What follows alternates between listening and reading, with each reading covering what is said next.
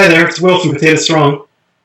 I'm happy to introduce you guys to Jovanka Ciares. She's got a channel called The Weekly Jolt on YouTube. I'll put links in the description below. And we're just going to chat today about her channel, and hopefully she can help you guys with some issues you might have. So welcome, Jovanka. Hi, Will. Thank you for having me. It's so great to chat with you here. I'm looking forward to it for a while now, and I basically found Jovanka recently, and we started chatting. And we realized, there's some things that a lot of things we had in common, and a lot of things that she can definitely help you guys with, and we can chat about.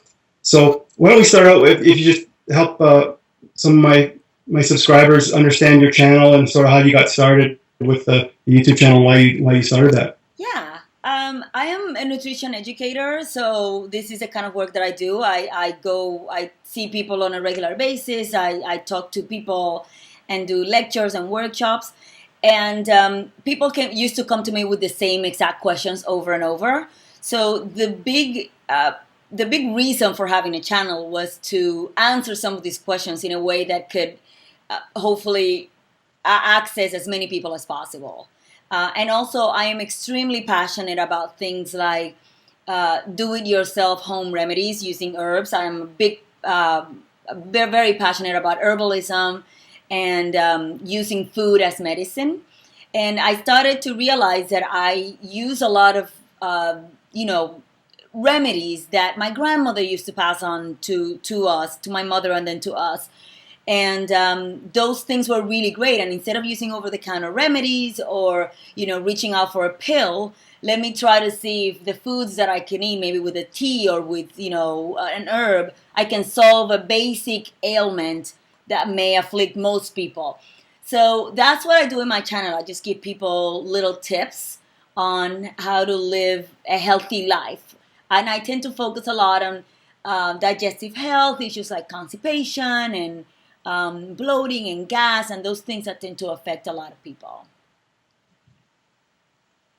Did you have like any major problems yourself? Like, did you learn to apply some of the remedies in your own situations Yeah, to some issues? this has been a very long journey for me. It started, I want to say, about 13, 14 years ago. When I was really young, I had an ulcer, my first ulcer when I was 6 years old. And by the time I was in my late 20s, I had 6 or 7 ulcers. And unfortunately, doctors couldn't find any solutions. And I was eating what everybody else was eating. I was, you know, I was born and raised in Puerto Rico, and I grew up with rice and beans and pork chops and fried sweet plantains and fried stuff, and everything was fried. So, I was fairly healthy. Certainly, if you looked at me, there was nothing wrong with me. I was pretty fit. I've always been a fairly small person. So the issue wasn't weight gain. It was just that my body was falling apart. And I was very young, and I had hormonal issues. I mean, you name it. By the time I turned 27 years old, all doctors can offer me was either surgery to remove a portion of my intestine or a pill that I had to take for the rest of my life. And there's no way. I mean, there's no way this is all you can offer. So I just got really angry and started to look for alternative solutions. And I first started learning about things like the China study, which is the largest nutrition study ever conducted, which led to a book also called the China Study by Dr. T. Colin Campbell, who eventually became one of my teachers. And what I learned from books like those and Dr. Esselstyn and Neil Barnard, and so a lot of these doctors that I started to learn about, and what I learned changed my life. And I decided that I wasn't going to take no for an answer any longer, that it was important for me to take the reins of my own health and longevity. And if I wanted to live to be 70 and 80 years old and still have all of my organs and still be strong and have flexibility and happiness, then I needed to take control over what I put in and on my body. And that meant feeding whatever I fed my body and what I fed my mind as well. So I started by, you and I have had conversations about this because I think you went cold turkey with the change in your diet, which is really amazing. That didn't work for me. I tried for a few months, but I went back to eating some meat, and then eventually I started to. As I kept learning about what animal protein does to the body and how it affects your organs in ways that you don't notice until many years later. I started to drop certain things. So I first stopped eating eggs and chicken, and then I stopped eating dairy, which was fairly easy for me because I was never a big fan of it. And the last thing I left, then seafood, and then the last thing I left was red meat, which was the hardest thing for me to give up. But I did, and never to go back. I love it. Yeah, it's incredible. Like we don't really think food has any effect on our body. Like it's almost like it just goes in and doesn't have any effect, and so it's always and it's kind of discredited whenever you say alternative or anything like that. Yeah. People just don't really believe that it has any effect. That's crazy. Yeah. So maybe you could talk about specific issues and some suggestions. I know people that go into plant-based diet will have some issues. Well, if they're on standard American or they're on paleo, now there's definitely constipation. But if they start eating more vegetables and they get healthy, there could be some bloating issues and some digestive issues. And some of that is probably just natural, like as you develop enzymes to digest it. But do you have some suggestions for people who are getting into this and might have some issues with those types of digestive problems? Yeah, the amazing thing about your body is that it's constantly talking to you, right? And we don't pay attention to it because when we're young, we don't care. You have a McDonald's meal and nothing really happens. You're not ill, so you think like, oh, it's just a bad meal, but whatever. I'm just gonna have fun with it. And so it was, to me, it was talking a lot more than to the average person.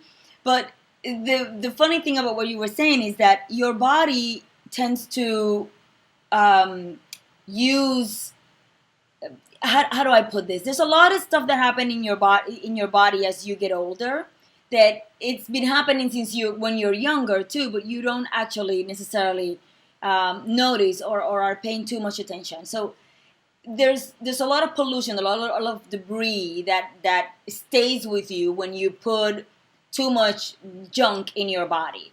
And in today's day and age, we're exposed to something like 90,000 pollutants. Some of them are naturally occurring pollutants, and some of them are just stuff that are man-made. And we are designed to get rid of some of that pollution.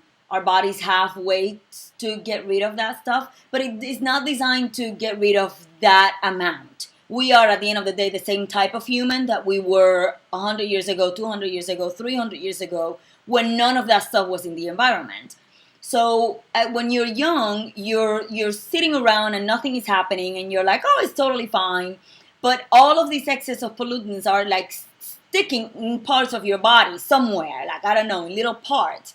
And maybe they may not show up until you're 40 or 50, or maybe they do show up a little early, and they show up in the form of, eczema, or in the form of IBS, which I also had.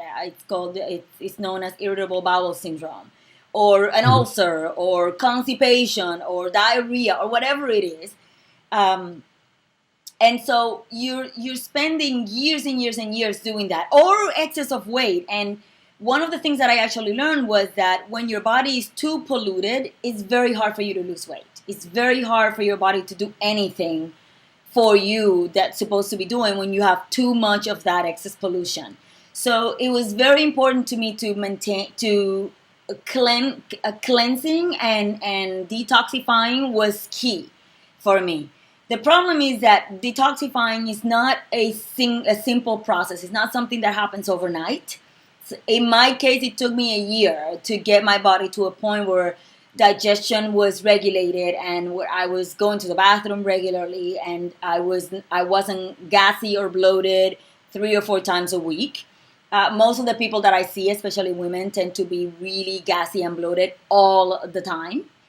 And going back to the issue of how food can be, I think it was Ann Wigmore who said, food can be your strongest medicine or the slowest form of poison. And it's so true. So using foods that can help you with some of these issues, and minerals and stuff that are rich in minerals. So raw foods certainly are at the top of the priority list, or lightly cooked vegetables.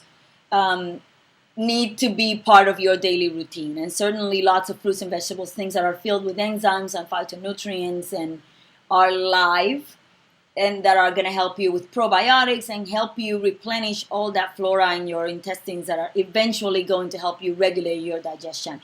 But it's not an overnight process. And I know that we are a society of convenience and we love to, we want solutions immediately. And it doesn't happen that way. So we need to learn to be patient with our bodies and just be kind to it, really. So if somebody were to have problems, plant-based diet because of the digestive problems, or do you see people that are switching and then having problems and you're helping them or telling them that they need to take time to detoxify and Yeah. adjust to the new food? Do they go to the diet to get out of these problems in some cases? Yeah, both. Both. There's people that come to me and say, I will never be a vegan. And I normally put them on a vegan diet until their bodies are fairly cleansed or clean. And either they feel so much better that they don't want to go back to whatever they were doing, or people that say, you know what, take me to wherever you are because it seems to work for you and you look amazing. And so, let me see what you're doing. So, there's things that you can do regardless of the diet that you consume. Like I always tell people, embrace herbs like fennel seeds and cumin and cardamom and turmeric. All of that stuff you can put on your dishes, but you can also use as teas, for example, or as in your concoctions when you're not feeling well, like cinnamon if you have cramps, fennel if you have gas. Uh, there's just so many things that you can do that you can use. But remember that if you do all these remedies and it just makes you feel really great, but then you go back to the foods that are going to causing the problems to begin with, then what's the point? It's like spending hours cleaning your house only to show up with dirty shoes. Doesn't make any sense. So you hope, yeah. So just to clarify or to summarize for people, essentially you're saying like if people are having a lot of problems, they should, and these are people that aren't necessarily on a vegan diet, that by going plant-based and eating the way you're suggesting will eventually help these problems. And in the meantime, there's some spices and herbs and things that can help with the day-to-day issues short term. There's all those crazy detox diets that are short term, and yeah, I agree with you. Like people want a quick fix, and when they don't see instant results, they give up. That's the problem. Right. It's yeah, and yeah, and about those crazy detox diets, I cannot express my dislike for them enough. I mean, I don't get me wrong. I am a big proponent of detoxification, but you can detox using foods like your diet, for example, which is low fat, uh, heavy plant based. So you're fully plant based. You're a vegan. So the vegan diet is probably, if not by far, the cleanest diet you can find out there. And so if you're not going to go vegan, at the very least consume, if you're going to consume animal flesh, it needs to be only at the end of the day, because it stays in your stomach a very, very long time, and your body is very taxing to the body. It takes a very long time, a lot of energy, a lot of resources from your body to break down animal flesh and get your body to flush out all the byproduct of the metabolic process of animal flesh. Mm-hmm. So yeah, I mean, I'm a big proponent of cleanses, just don't do the crazy, what is it, water and lemon and cayenne pepper all day long. Like what is that? There's no nutrients in that. Like if you're going to cleanse with foods, with liquid foods, juices and smoothies that are filled with fiber, low in fat, low in protein, things that allow your body to rest, to kind of slow down the process, and it flushes out. It's almost like a broom, and you're cleansing your blood and your lymphatic system. You're expelling a lot of these types of toxins. Yeah, like one area that I don't get a lot into, but the fasting and the healing of the body by because a lot of these people are saying, like Esselstyn, who deals with heart disease and really bad, like unhealthy people, they want people chewing spinach because it releases the nitric oxide gas that opens up the arteries and that. But if you do things like when people are in a really bad situation with fasting or juicing and things like that, where you're reducing the digestive load on the body, like you're kind of giving it a chance to heal. It's an area that I've been reading about lately, but because like I don't want people fasting to lose weight. No.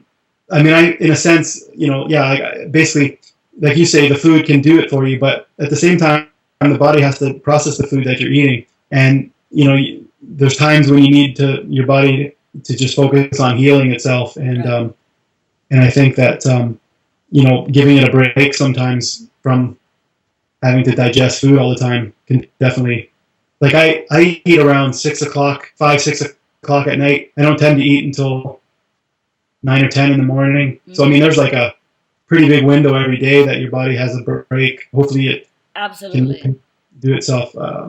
Yeah. What would you say? What would you eat like in a typical day? I know there might be different times of the year, but when you do different things, but just give some of my viewers Yeah. an idea of what I eat. Yeah, like you, I don't start eating until around mid morning, so 10 o'clock or so. I start my day with a glass of water with lemon, or with raw apple cider vinegar, which just helps wake up everything.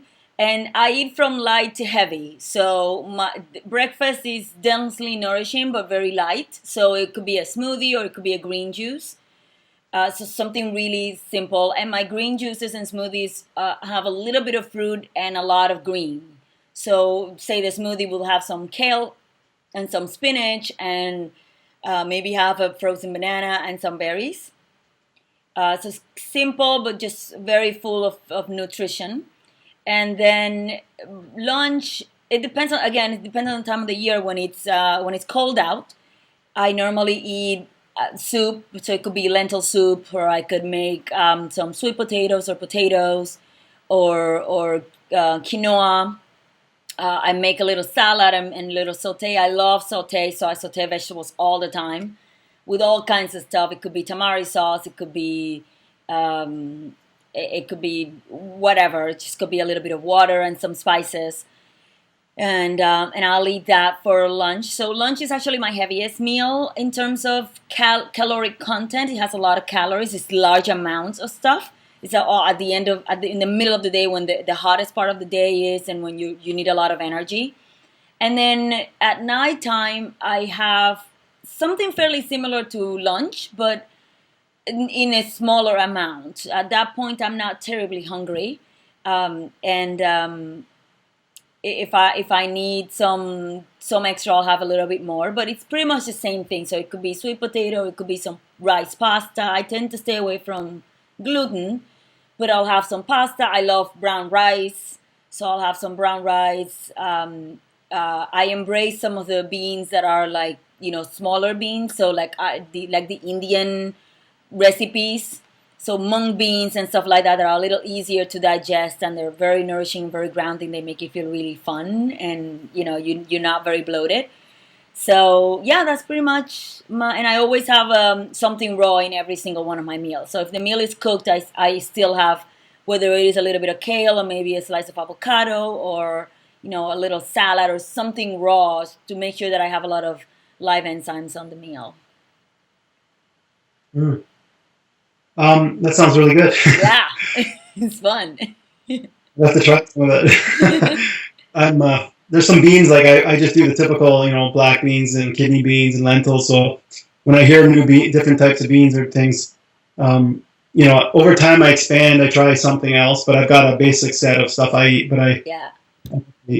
over time you kind of open up you try new foods. And Yeah. so you would say that you don't really track calories at all, like you just kind of eat into your. No, I eat until I'm satisfied.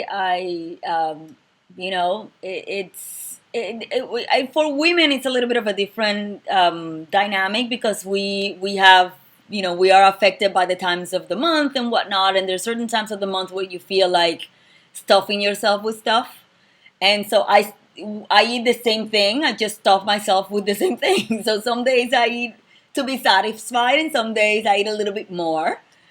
Just at the end of the day, it's all about feeling good and feeling satisfied. And sometimes it means that I need to eat more than other days, and that's totally fine. But I don't count calories. I would say that I eat more food in terms of quantity now than I did when I was eating red meat and I was eating a lot of other stuff. You don't, you 50 calories of plants are a lot more in terms of bulk than 50 calories of, a piece of chicken. So, you just eat and eat and eat, and it's just, at the end of the day, you feel satisfied but very light. That's, at the end of the day, my goal. Yeah, I find I get a lot of questions or comments, emails about calories, and I keep saying, you don't have to count, you don't have to count. Just eat until you're satiated. It's a message that you really have to keep repeating because it's ingrained in our. I mean, I never tracked calories, No. but I just add so much more fat and calories from all the food I ate before, and all I did was, when you switch to what you're eating, all of a sudden your calories go down naturally. Correct. And like you say, a lot of people get into problems when they don't eat enough if they go this way because it's such a lower calorie dense food. They get hungry and they don't eat enough, and right. So it's good to see that it's just so much easier not to have to track. I mean, I can't imagine weighing everything. No, and why would you want to do that? I mean, it's torturous, right? Like I have clients that tell me, like, they're afraid of going out with their friends or loved ones to restaurants because there's no control, right? And so when you're eating all this stuff also, and you're too concerned about calories, it does something to your psyche. It's so emotionally draining that you end up overindulging and doing crazy stuff and eating the entire basket of bread in front of you, even though there's no need for any of that. So yeah, no, I mean, food is fuel, but it should be fun. And another thing that I tell people all the time is involve all five senses. By the time you get in front of your plate, you're so deprived of nutrients or of the fun experience that you stuff yourself and you don't even chew your food. You're just swallowing really quickly and not feeling satisfied at the end of the meal, and then feeling crappy because you ate too much and now you're not gonna lose the weight. When if in fact what you do is you sit and truly enjoy the food and use your fingers and use your nose and your eyes and just involve every single one of your senses, that experience is highly satisfying. It's almost like having sex.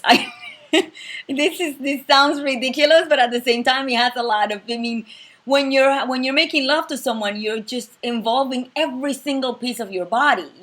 It's a full body experience, and that's what food needs to be. And it doesn't mean, and you can do that with ice cream, but you can also do that with a beautiful vegetable saute. Yeah. That's well said. Well, I've really enjoyed our chat, and I was wondering before we finish here if you had anything else you'd like to say, and you could sort of mention, how people can get in touch with you as well, and I'll put links in the description. Sure. Below as well, but yeah, I guess going back to the issue of being kind to yourself and remembering that this thing that we call a body is the only home that we have to live in. And it costs us so much. We have no idea how much it costs us to keep it healthy until it starts to fall apart. So it's so important for us to take care of it when it's nice and strong and healthy and young, so that we can go through the rest of our lives and not rely on pills and not, having to wait for our children to, help us up the stairs. So just honor your body and be kind to it, because it should be like a 5-star hotel. You would never vandalize a 5-star hotel. So you shouldn't vandalize your body with the foods that you eat, or with the whatever you feed to your brain. So yeah, that's that. And yeah, I have a channel. And you can find me. I think it's called the Weekly Jolt. It's my weekly channel, but you can find me under Jovanka Ciares. And subscribe for my little weekly little jolts of videos. Sounds so great, Jovanka. It's been really great chatting with you, Thank and you. I hope we talk again soon. Thank you. It's been a pleasure. Talk to you soon.